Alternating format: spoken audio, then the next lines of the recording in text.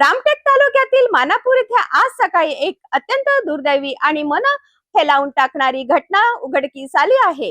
दीर्घकाळापासून आजारीने त्रस्त असलेल्या 70 वर्षीय वामन गजबिये परिसरातील विहिरीत आढळून आल्याने परिसरात हळहळ व्यक्त केली जात आहे।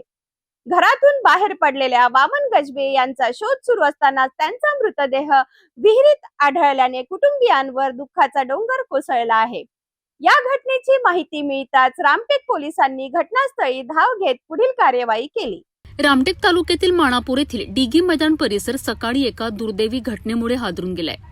भोजापूर येथील रहिवासी असलेले 70 वर्षीय वामन गजबिये यांचा मृतदेह येथील विहिरीत आढळून आलाय।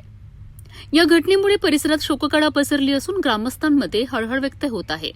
मिळालेल्या माहितीनुसार वामन गजबिये हे गेल्या अनेक दिवसांपासून गंभीर आजाराने त्रस्त आहेत। वाढते वय आणि सततच्या शारीरिक त्रासामुळे ते मानसिकदृष्ट्याही खचले होते, अशी माहिती समोर येत आहे। शनिवारी सकाळी ते घरातून बाहेर पडले होते, मात्र बराच वेळ उलटूनही ते परत न आल्याने कुटुंबियांना चिंता वाटू लागली। मानापूर येथील डिगी मैदान परिसरातील विहिरीत एका व्यक्तीचा मृतदेह असल्याची माहिती स्थानिक नागरिकांनी पोलिसांना दिली। माहिती मिळताच रामटेक पोलिसांचे पथक तात्काळ घटनास्थळी दाखल झालेत। पोलिसांनी स्थानिकांच्या मदतीने मृतदेह विहिरीतून बाहेर काढला असता तो वामन गजबिये यांचा असल्याचे स्पष्ट झालेत।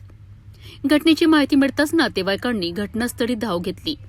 आपल्या प्रिय व्यक्तीच्या अशा अचानक झालेल्या निधनामुळे कुटुंबियांचा आक्रोश पाहून उपस्थितांचे डोळे पाणावलेत।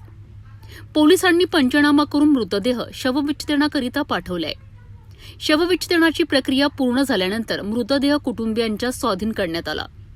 प्राथमिक तपासात ही आत्महत्येची घटना असल्याचा अंदाज व्यक्त करण्यात येत असला तरी पोलिसांकडून सर्व बाबींची पडताळणी करण्यात येत आहे।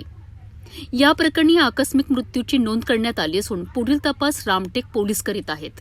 दीर्घकाळाच्या आजारामुळे त्रस्त असलेल्या वामन गजबिये यांच्या निधनाने भोजापूर आणि मानापूर परिसरात शोक व्यक्त केला जात आहे। या प्रकरणी रामटेक पोलिसांनी आकस्मिक मृत्यूची नोंद करून तपास सुरू ठेवला आहे। अशा घटनांमधून ज्येष्ठ नागरिकांच्या आरोग्य आणि मानसिक आधाराची गरज अधोरेखित होत असल्याचेही बोलले जात आहे।